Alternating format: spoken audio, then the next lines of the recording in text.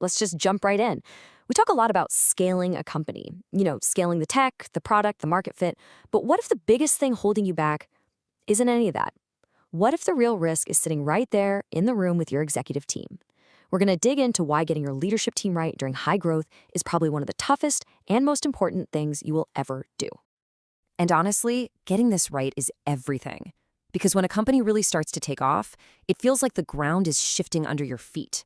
The jobs change, the responsibilities change, the whole game just becomes completely different. So just picture this. Your company quadruples. 4 times the revenue, 4 times the employees, 4 times the customers. I mean, that's the dream, right? That's what everyone is aiming for. But that kind of growth brings up a huge question that, frankly, most leaders just aren't ready for. And the answer is a hard no. Not even close. The skills you need to manage a 50-person team are completely different from what it takes to run a 200-person organization. And if you miss that, you're walking straight into the first and biggest trap. Now, this is probably the most common advice you hear when you're a scaling CEO. And you know what?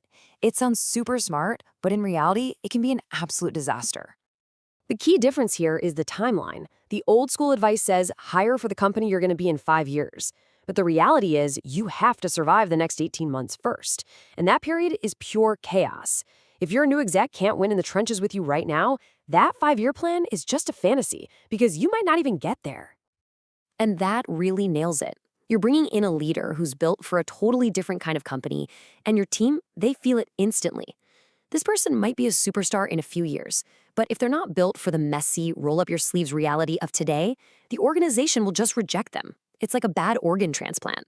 And that leads us right to the next big problem. Okay, so maybe you dodged that first bullet, but then you think, I'll hire a seasoned pro from a huge, successful company. I mean, that's a safe bet, right? Well, not always. This often creates this deep friction because the way they work is just fundamentally from another planet. Let's break this down because it's so important. First up is rhythm. The big company exec is usually interrupt-driven. Their day is run by their calendar. They react to meetings and emails.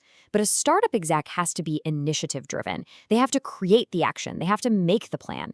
And then there's the skill set. The big company person is a process improver. They're great at tweaking a machine that's already running. The startup exec has to be a process creator. They have to build the whole machine from a pile of parts. Just let that sink in for a second. 8 to 10 new initiatives every single day. If you bring someone in and they're just waiting for their calendar to fill up, the team loses faith, like immediately. People start whispering, so what does this person actually do all day? It's the classic sign that you've got a mismatch. And this one is tough. This is easily the most gut-wrenching part of scaling a company. We're talking about the people who are there from day one, the loyal, ride-or-die friends who built this thing with you. And it really is. Because what do you do when that loyal executive, someone who bled for the company, just doesn't have the skills for the next level? The role has literally outgrown them. It is an absolute moment of truth for a leader.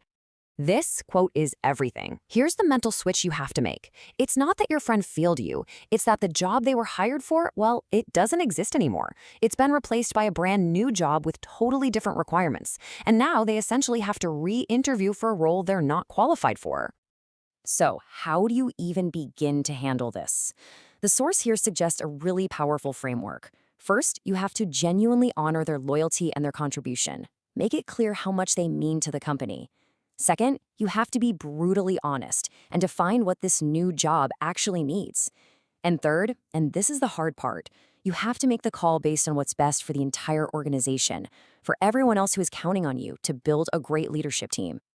And that right there, that completely reframes the whole situation. See, your loyalty isn't just to one person, no matter how much history you have. Your ultimate responsibility is to every single person in the company. They all deserve to have a world-class manager who can help them grow and succeed. So we've walked through all these traps: hiring too far in the future, the big company mismatch, the incredibly painful loyalty dilemma. So what's the big idea that connects all of them? Well, it turns out there's a single core mistake that drives all of these problems. And this is it. It's called the scale anticipation fallacy. It's what happens when you stop managing the real person in front of you today and instead start judging them against some imaginary future version of the company that doesn't even exist yet. And when this happens, things get ugly. the culture just rots from the inside out. Communication gets weird and dishonest. Trust evaporates. You end up with an environment where everyone is paranoid, wondering if they're going to be the next one who isn't scalable. It's just an awful, destructive way to run a team. So what's the big takeaway? It's pretty simple, actually. Stop obsessing about a hypothetical future and focus on building the absolute best leadership team for the company you have right now. And that leaves us all with a really sharp and maybe uncomfortable question to ask ourselves. Forget about who's scalable. Just look at your team today and ask, who here deserves a world-class manager, and do they have one?